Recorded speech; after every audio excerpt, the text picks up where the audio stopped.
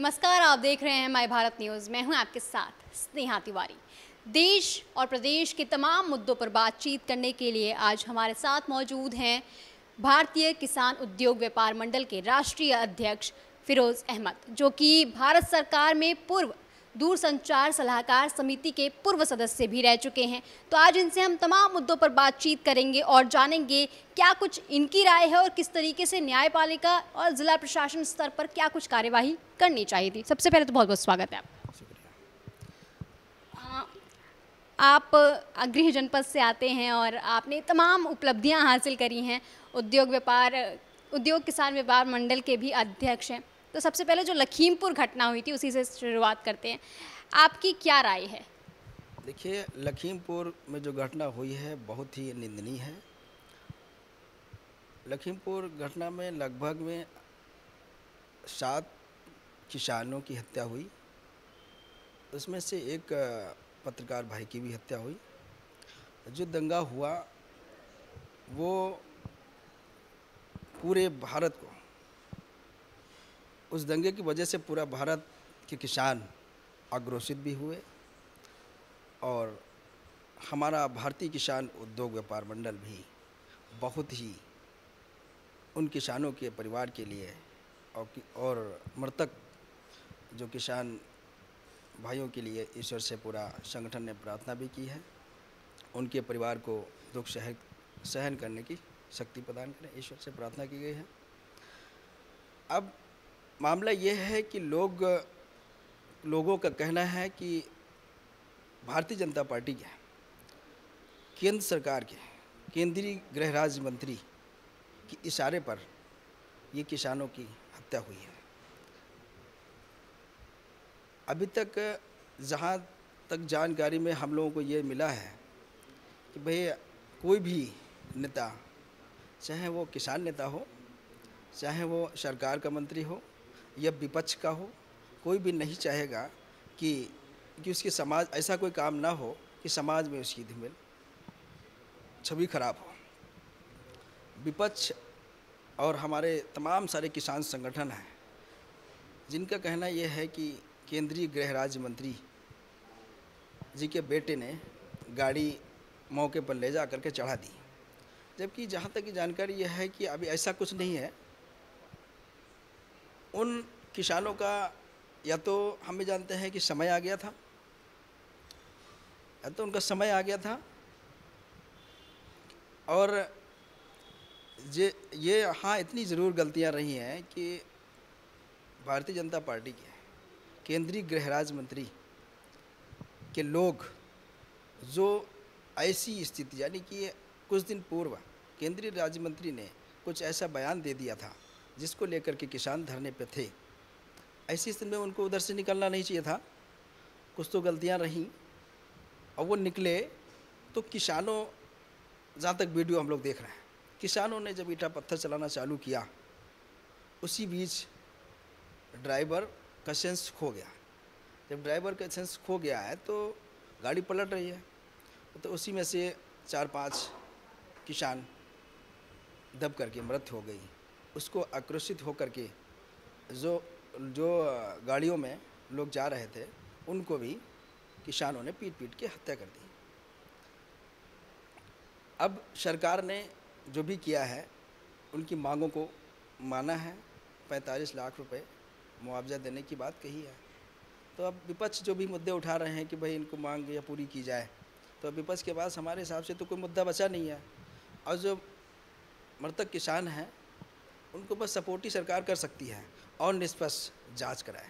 ये हमारे भी संगठन की पूरी मांग है कि जो भी दोषी हो, वो सरकार का व्यक्ति हो या विपक्ष का हो या किसान हो या बाहर से आए हुए लोग हों, जो भी हो उसके खिलाफ कड़ी से कड़ी कार्रवाई होनी चाहिए। ये हमारे संगठन की मांग है। लेकिन हमने जो वीडियो देखी उसमें हमने साफ तौर पर देखा कि किस तरीके से किसान तो चल रहे थे, पीछे से गाड़ी आई है जो उन्हें रौंदते हुए चली गई है। देखिए, ऐसा ना कि जो भी आपने वीडियो देखा, खैर हमें नहीं मालूम कौन सा वीडियो आपने देखा, जो मैंने देखा है कि किसान साइड में खड़े हुए हैं, गाड़ियाँ निकल रही हैं और जैसे गाड़ी निकलती है वैसे ईंटा पत्थर चालू हो जाते हैं। तो अचानक में जब कहीं हम रोड पे भी जा रहे हैं, कोई भी चीज़ अचानक से जब ईंटा पत्थर चलने लगता है, लाठी डंडा चलाने लगेगा, तो ड्राइवर सेंस खोएगा, फिर वो जाके गाड़ी अगर लोग हैं उसमें टकरा जाए, मकान में टकरा जाए, डिवाइडर्स में टकरा जाए, इसका कोई भरोसा नहीं है। अब इत्तेफाक था कि वो किसान सब लाइन से खड़े हुए थे, तो फिर गाड़ी कहाँ जाएगी? जाएगी तो अगर जो ड्राइवर सेंस खो देगा तो जाएगी, या तो लोग हुए, मकान हो, कुछ भी हो, वहीं चढ़ जाएगी। चक्करिया जो भी घटना है फिलहाल वो तो बहुत निंदनीय है। चूँकि आप व्यापार मंडल से भी आते हैं, तो अभी व्यापारियों के सामने जो सबसे बड़ी समस्या है उसके बारे में आप थोड़ा बताएं। देखो, व्यापारियों के सामने समस्याएं तो जो आ रही हैं उसके लिए कई बार तमाम हमारे व्यापारी संगठन और भी हैं, मांग उठाते रहते हैं, हम लोग भी बात रखते रहते हैं। अभी सरकार अपने सुविधा अनुसार जो भी चीज़ कर पा रही है वो व्यापारियों के लिए कर रही है। हमने व्यापारियों के लिए, मैं हमारी सरकार से यही मांग है कि जो आए दिन लगातार जो घटनाएं हो रही हैं इस पर पाबंदी लगनी चाहिए, क्योंकि अब पुलिस प्रशासन पे सवाल ये उठता है कि जब हम शिकायत करते हैं तो उसमें लापरवाही की जाती है, जब लापरवाही हो जाती है, जब घटना हो जाती है तो पुलिस एक्शन लेती है। तो हम सरकार से हम लोग यही मांग करते हैं कि भाई घटना होने से पहले जब कोई एप्लीकेशन फरियादी लेके थाने पहुँचे, तत्काल अगर संज्ञान ले लिया जाए तो ये घटना ही ना हो। ऐसे ही लगातार अभी ये पुलिस ने कानपुर में जो घटना हो गई, पुलिस ने जो है, पुलिस का क्या रोल था भाई, जांच कर रहे हैं होटल में क्या संदिग्ध, अगर कोई ऐसा मामला मिला भी है तो उसको कार्रवाई करनी चाहिए थी।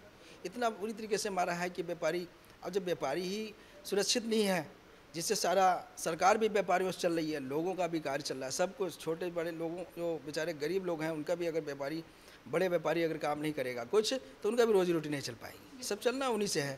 सवाल मेरा यही था कि जिस तरीके से गोरखपुर में एक होटल में रुके हुए थे, व्यापारी थे, काफ़ी अच्छी, भाजपा में भी उनकी पकड़ थी, बावजूद पुलिस ने उन्हें इतना पीटा कि उनकी बेरहमी से मौत हो गई। इस पर पुलिस प्रशासन के तरफ से क्या कार्यवाही करनी चाहिए थी, या सरकार की तरफ से क्या कार्यवाही करनी चाहिए थी? तो सर, अब सरकार ने तो अपना कार्य कर दिया, सरकार ने अपना कार्य कर दिया। जो हम लोग मांग की थी 1 करोड़ रुपये मुआवजे की मांग और उनके परिवार को नौकरी की मांग, तो ये तो उन्होंने करके अपना पल्ला झाड़ लिया उन्होंने। बशर्ते इसको लेकर के इससे काम नहीं चलेगा, क्योंकि अगर यही चलता रहेगा तो लोग कहेंगे भाई सरकार का नुकसान हो रहा है, इसमें सरकार को सोचना चाहिए कि ऐसी घटना ही ना हो कि विपक्ष को मौका मिले या व्यापार मंडल के सभी पदाधिकारी अपनी बात, अपना बवाल कर सकें या मार्केट बन सकें, कोई समस्या क्रिएट कर सकें। तो ये माननीय मुख्यमंत्री जी को अपनी सरकार, अपनी पुलिस विभाग प्रशासन को सख्त निर्देश देना चाहिए। और ये बार बार कानून भी, सुप्रीम कोर्ट से भी आदेश है भाई किसी को इस तरीके से आप नहीं मार सकते हो, फिर भी पुलिस प्रशासन अपनी हरकत से बाज नहीं आ रहा है। और जब घटना होती है, छोटी घटना, छोटा व्यापारी जो रोड पे लगाए हुए है ठेला, उसको पुलिस जाती है, ठेला पलट देती है, उसका ठेला पलट देती है। 200-400 रुपये वो सब्जी लेकर के बेच रहा है व्यापारी, और उसके साथ में आए दिन ये घटनाएँ हो रही हैं। ये तो एक बहुत बड़ी, मतलब अब क्या कहा जाए, हम लोग तो बार बार बात ही कर सकते हैं, क्योंकि हम लोग संगठन चला रहे हैं, अपने व्यापारियों की बात उठाएंगे नहीं तो कैसे काम चलेगा। हम लोग बात उनकी रखते हैं, मगर उस पर अभी तक हम ऐसा कुछ संतोषजनक काम नहीं हो पाया। मैंने कई बार कहा कि जो छोटे छोटे जो मार्केट बनी हुई हैं वहाँ पे एक कैमरे लग जाएँ, CCTV कैमरे लग जाएँ, एक पुलिस वो जो सेंटर बना हुआ है उस सेंटर पे एक कर्मचारी नियुक्त किया जाए जो ऑनलाइन लगातार देखते रहे।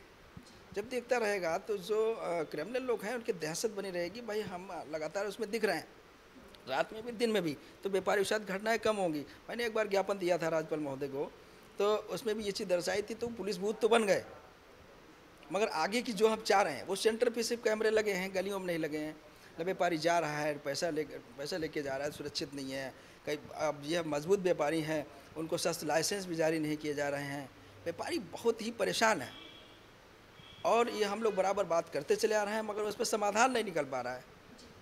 अभी 2 माह पूर्व की एक घटना है, हरदोई से आते हैं आप, और हरदोई की ही घटना है तो आपसे पूछना ज़रूरी है। एक मेडिकल स्टूडेंट की गोली मारकर हत्या कर दी जाती है, उसके भाई अधिवक्ता हैं, उनकी भी गोली मारकर हत्या करने का प्रयास किया जाता है, चूँकि उनकी जान नहीं गई। इस पूरे मुद्दे पर आपका क्या कुछ कहना है? हाँ, हमारे हरदोई जनपद, ये जो आपने पूछा सही सवाल पूछा, ये मल्लावा थाना के अंतर्गत राघोपुर नेवादा पड़ता है। बहुत ही दुखद ये भी घटना हुई थी, क्योंकि जिस लड़के की हत्या की गई उसको पुलिस प्रशासन ने ये दिखा दिया कि आत्महत्या। तो कहीं न कहीं ये पुलिस पर हम लोग तो उंगली लगातार उठाते रहेंगे जब तक हमारे व्यापारी समाज के साथ ये घटनाएं होती रहेंगी, क्योंकि उस स्टूडेंट के साथ में इतनी दर्दनाक हत्या हुई, हमें सुनने में आया, जहाँ तक फ़ोटो भी पहुंची हमारे पास, देखा, मैंने बात भी रखी, मगर कुछ उसमें हुआ नहीं। उसको हत्या को आत्महत्या के उसमें कर दिया गया। और जबकि वो एक स्टूडेंट था, पढ़ाई करता था, राजनीति से कोई मतलब नहीं। स्वास्थ्य हरदोई से ही वो किसी हॉस्पिटल में अपना जॉब कर रहा था, ट्रेनिंग उसकी लगभग कंप्लीट हो रही थी।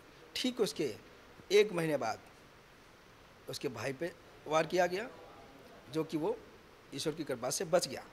उसको भी पुलिस ने क्या किया, दोनों तरफ से एप्लीकेशन लेकर के क्रॉस केस बना दिया। यानी कि अगर 2 महीने पहले वो जो हत्या हुई थी उसमें पुलिस सक्रिय हो जाती तो दूसरी बार ये घटना नहीं होती। अब पुलिस क्या कर रही है कि उसको सुरक्षा व्यवस्था तो उपलब्ध करा दी गई, भाई सुरक्षा तो उसको एक गनर दे दिया गया जो दोबारा हत्या हुई, तो पुलिस का भी तो प्रशासन, सरकार का भी तो नुकसान है, सरकार का भी नुकसान हो रहा है।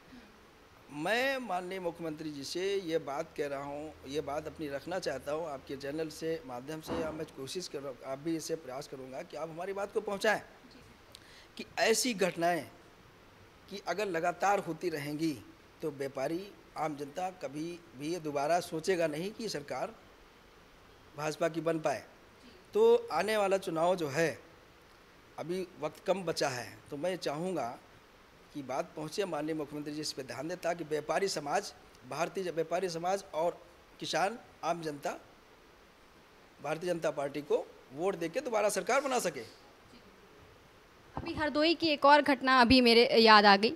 एक चूड़ी वाला था, वो बेचने गया था और उसी दौरान उसकी पीट कर हत्या कर दी गई थी, मॉब लिंचिंग हुआ था उसके साथ। उस पूरे मामले पर आपका क्या कुछ कहना है?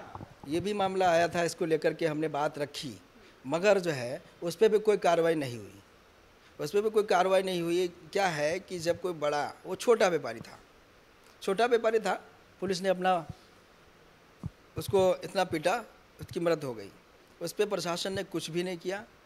और जब कोई बड़ा व्यापारी, यानी बड़े व्यापारी की हत्या हो जाती है तो उसको 1 करोड़ और नौकरी, हम लोग बात रखते हैं, तुरंत भेजा रहा है। छोटे व्यापारी के साथ में कुछ नहीं हो पा रहा है, तो वो भी बहुत निंदनीय घटना है।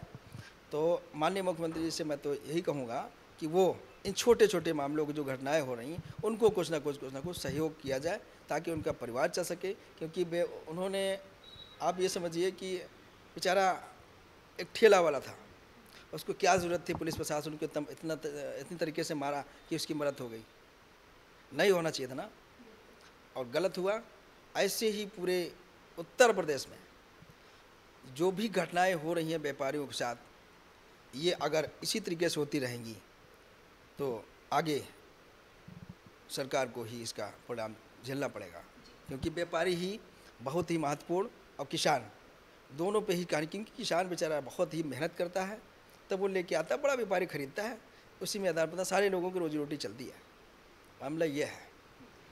आपके संगठन के बारे में थोड़ा सा जानना चाहूँगी, किस तरीके से वो प्रदेश में और पूरे देश में कैसे काम कर रहा है, कहाँ कहाँ एक्टिव है, कहाँ कहाँ सक्रिय है? देखिए, हमारा संगठन पूरे भारत के करीब 7 प्रदेशों में काम कर रहा है। अभी 7 प्रदेशों का मैंने विस्तार किया है, जिसमें लोग काम कर रहे हैं।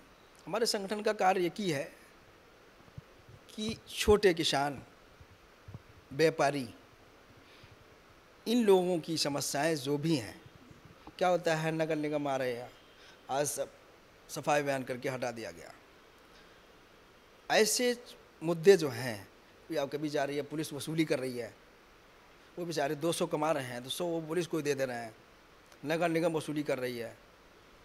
ऐसे लोग, व्यापारियों की, किसानों की जो समस्याएं हैं, उनको उठा करके शासन प्रशासन से उनकी मदद करवाना, यही हमारे संगठन का पूरा लक्ष्य है। पूरे भारत में धीरे धीरे काम करने का प्रयास कर रहे हैं हम।